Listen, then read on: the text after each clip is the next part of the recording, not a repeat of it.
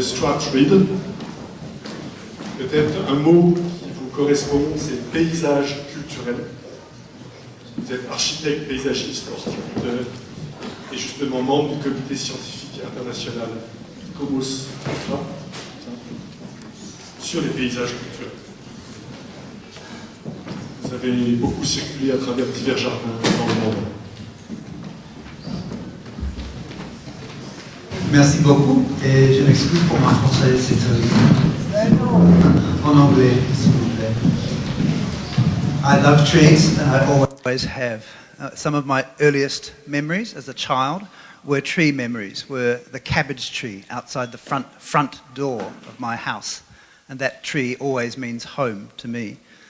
And climbing trees, garden trees in my garden, a karaka tree, a Maori food tree, and building tree forts in that tree, and walking to school down streets lined with alleys of pahutakawa trees, metrosideros trees, a New Zealand Christmas tree. So some people call me the tree guy, and that's a pretty good description.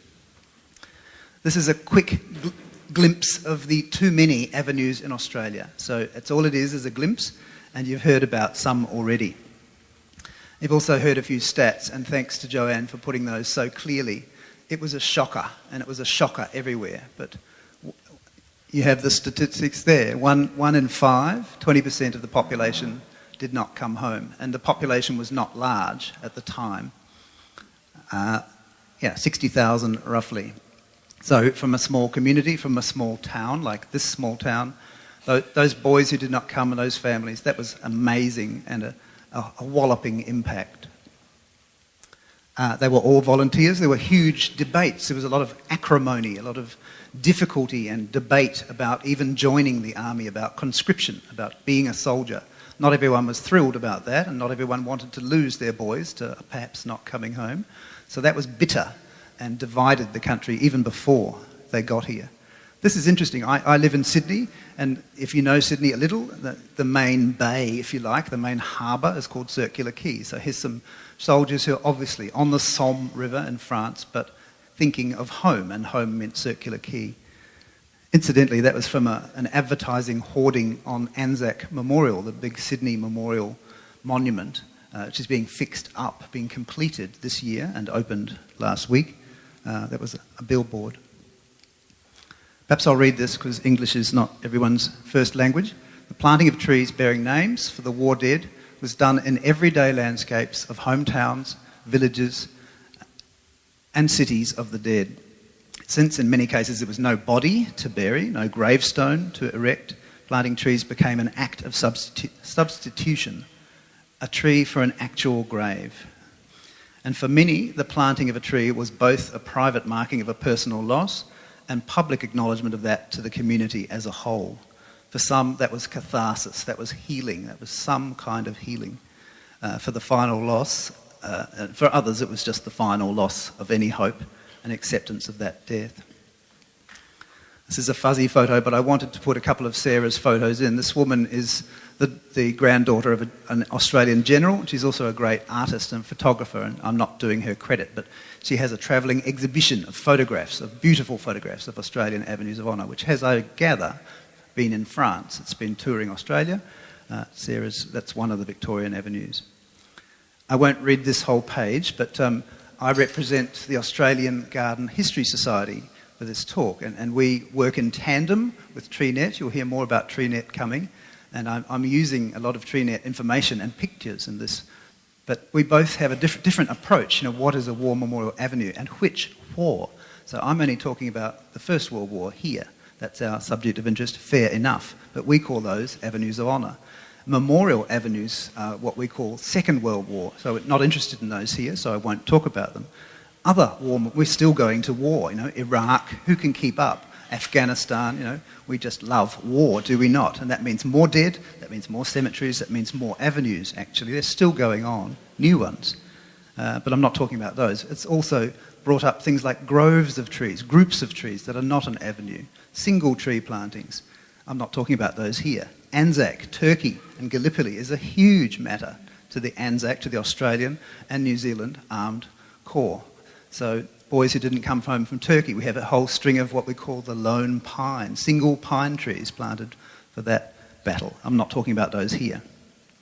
There's some figures. I'm not good at numbers, but you'll notice it's 393 for World War I, and that's useful, and you've heard from Joanne already. We think there's 5 Boer War memorial avenues. They're perhaps Australia's oldest World War ones, well, 1890s ones. There's only 5, but it's 383 for World War I.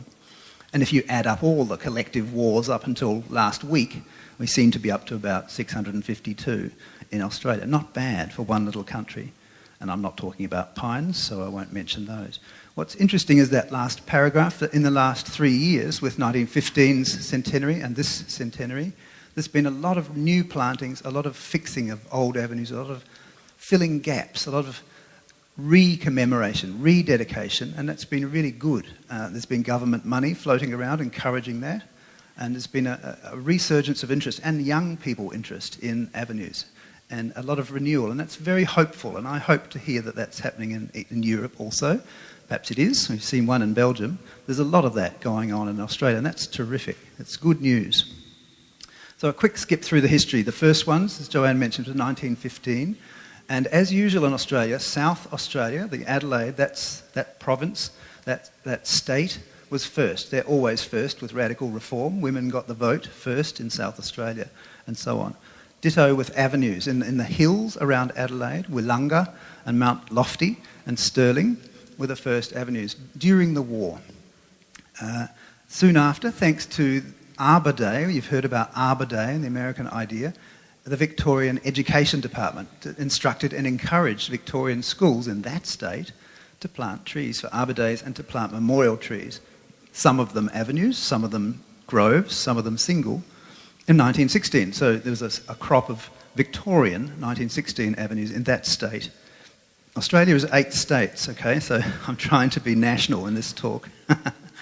After that, New South Wales gets in on the Act, 1916, I'll show you that. Eumundi in Queensland in 1917, Tasmania 1917, the ACT, which is the Australian Capital Territory, where Canberra is, got in on the Act, or at least a little village outside Canberra, and so did Western Australia, Perth, in 1919. So these are the earliest around the country. And here we are looking at some Araucaria, some hoop pines, Araucaria Cunninghamii, and some camphor laurels in Laurieton, the earliest one in New South Wales today, and yesterday when it first went in. And notice the hand-painted Laurieton, and notice the showing trees planted in memory of our soldier boys. So obviously buy a local, that photograph and that inscription. Here we are in the upper valley of the Murray River, the great river of 3 states of Australia, but this one's in the Alps of Victoria. Looks a little bit like the Vosges, actually. But these are elms and these are oaks, 1917, planted by school children and encouraged by a local farmer, a woman and a landowner. And they stop at her front gate, kind of appropriate, but run down the main street. But interesting, it's got Iranian oaks, Castanifolia, and elms. It's a mixture. They're not all single species. Victoria, that state, I've mentioned the schools, but that state has by far the most of any state, about 180 World War I avenues. Here's an early one in Victoria, 1917. In fact, 2 avenues in the same town, one for the First, one for the Second World War. Here we are with a different Araucaria. This is the great pine from Norfolk Island, gracing a seaside town in South Australia, not Adelaide, but Victor Harbour, 1718. And notice also the historic photograph. A lot of state libraries have terrific early photographs, and you've seen a few from Joanne. This is one care of Adelaide's. Here's one from Tasmania's State Library. And this is not an avenue of honour, this is an avenue for the King in the 1890s. But you'll notice crossing it, it's a bit hard with this pointer, but see where I am? That line there in the middle is actually a bisecting World War I avenue from 1917, 18, 19, using cedars, using Atlas Moroccan cedars, which is still there, and it's had a variable past, but again, it's been replanted and renewed in more recent time. And wonderful, really good plaques. I can't zoom in and show you that, but really lots of detail, little stories done on each soldier, their community and that context.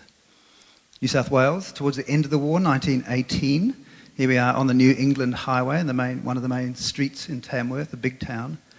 Again, a mixture of trees, six blocks of the whole suburb of West Tamworth, planted by the mayor and the mothers of the soldiers. That's interesting.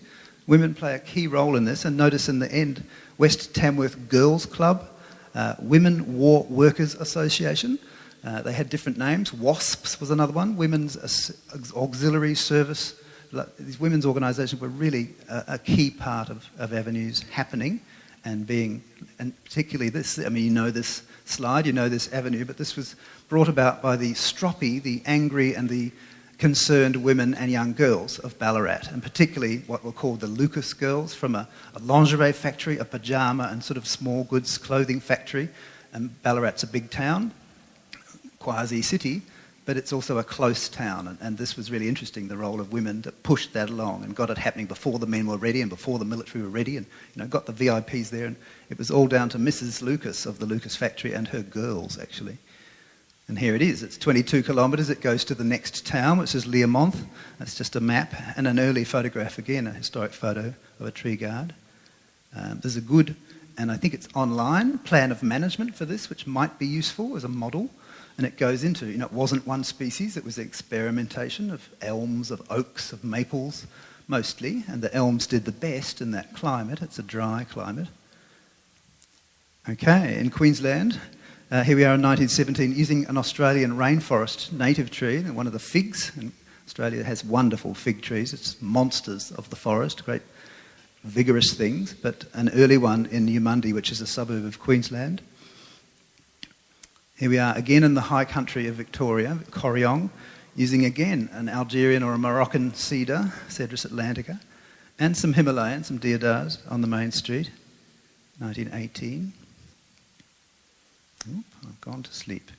You've seen this photo already. This is a tree net photo of one of the lovely photo of a wood end of an early Victorian avenue of oaks. But again, not just English, Algerian oak, a much better oak for Australia. It takes warm, dry conditions, an oak for the future that can cope with drought. Quercus canariensis. Come on. And again, this is interesting, where 1918, this town in Victoria, Drummond, planted mahogany gums, which is one of the local eucalypts, which failed. So they replanted. They went from native to exotic. It's usually the other way around, but this way elms are tough and take the dry again. So here we are putting glabra, the Scottish elm, back in where eucalypts had failed. Here we are in a Blue Mountains town near Sydney, Lawson, planting a mixed avenue, and it was promoted by the council done by the council, the local government, and the people.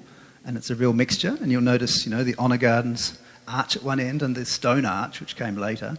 It took sort of 2 or 3 years to get the thing completed in toto. That's 1918 to 20. Here we are using the great pine of California, the Monterey pine, or what we call radiata, Pinus radiata, an evergreen tree and a very important timber tree to the forestry industry, but also a good shade tree and a tough tree that can take the dry. So here we are in country Victoria, using that pine. Notice the concrete marker. Ooh, gone to sleep. Western Australia. I don't have many pictures for you of Western Australia, but here's Kings Park, is the great public park of Perth, and the Botanic Garden of Perth, if you like. And it has a long series of drives. You access it by car, really. And here's a lovely avenue that was oaks, was a 1917 avenue of oaks. That failed because Perth is on sand hills and oaks don't like sand particularly. So they failed, and they weren't planted for the war. They were planted for beautification reasons. Plane trees also. It was replanted after the Second World War. So it's interesting, that it's a kind of wartime but not war reason avenue that was rededicated for a later war. So I guess I should have left that out. Back in New South Wales, using a Peruvian tree, the Schinus, the pepper tree or the peppercorn tree.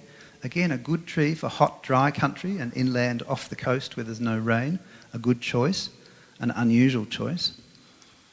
A much more unusual choice. I'm thrilled with this picture. This is what we call the bottle tree. And if you know what a boab or a baobab tree looks like from Africa with the fat stomach, in time, these are youngsters, in time these will swell up and have a fat stomach and they look just like Chianti bottles. So this is welcome to central Queensland. and a local native tree. A very good choice. Come on. This is interesting because you can see we're back in Victoria, and we're back on the dry country, on the plains, inland, and we have school children involved again. This is planted by the local kids. But sugar gums, which is a common shelter belt species, fast growing, and puts up with a lot. And you can see it's been pollarded, it's been pruned, almost like a European avenue. It's an Australian species, that's not common practice, but they take it perfectly well. That's interesting to me, that photograph. This was an avenue just planted for one boy who didn't come home, and this was a sheep farm in what's called New England, in the plateau high country in the middle of New South Wales, Uralla, for a Scottish son of a farmer and quite a wealthy and an extensive farmer who was supposed to inherit the farm and never came home. So there's actually a three-angled, a Y-shaped triple avenue that converges on a, converges on a little chapel. 5 minutes. Sure. 5 minutes. To that boy. I wanted to show you mango trees, and here's mango trees. You know, welcome to the tropics, but we're in Brisbane doing a Queensland avenue of originally almost 1,800 trees in 1925, after the war.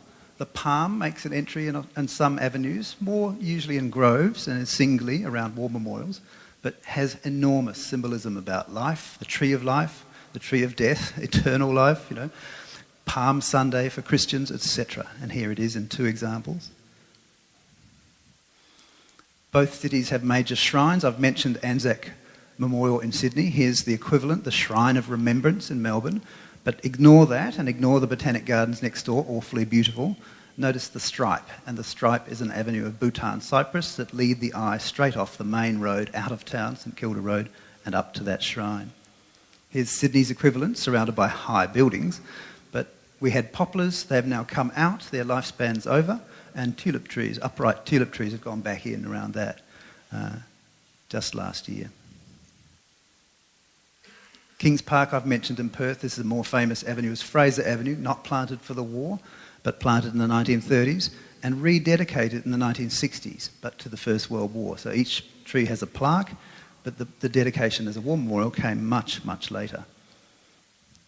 Of course, there are issues. We have particular ones like termites and like bushfire. This avenue of oaks up Mount Macedon in Victoria, a volcano, burnt, but it's back.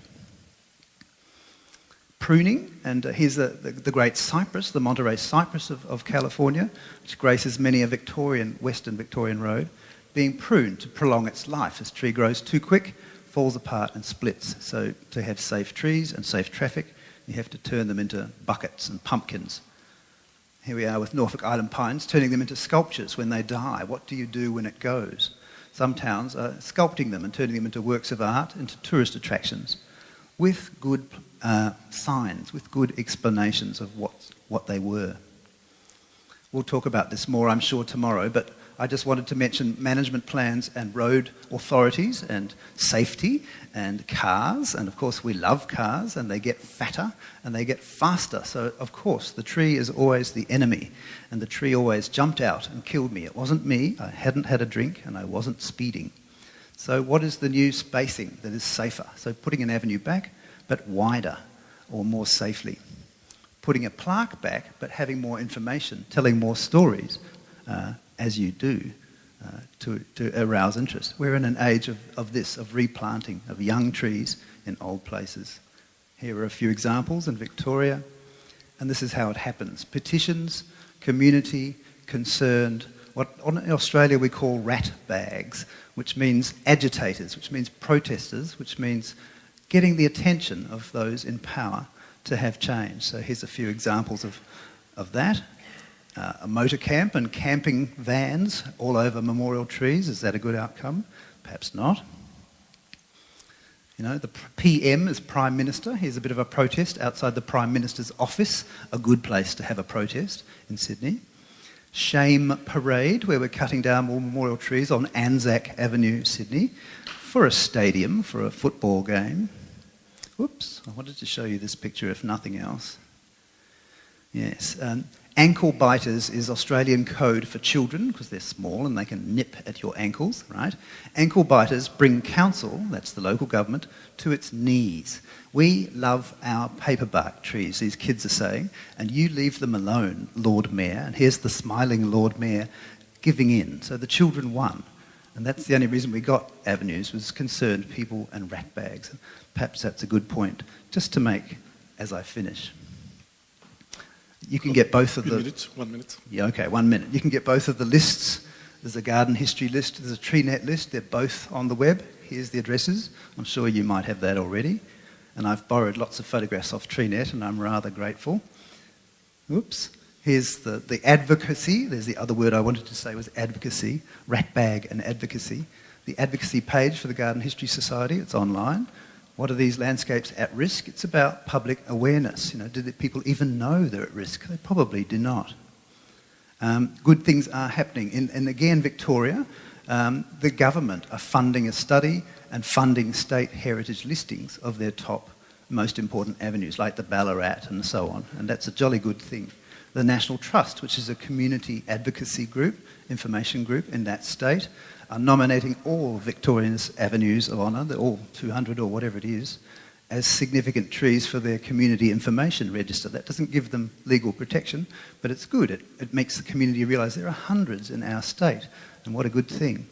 And in Tasmania, the FOSMA, the Friends of Soldiers Memorial Avenues, have done a wonderful kit, an online manual of fixing up your avenue. Where do I go for research, information, grants, money? Fantastic online kit. It's sort of a self-help for community groups. There's another of Sarah's lovely photos, and I would like to say thanks to these people very much. Merci beaucoup.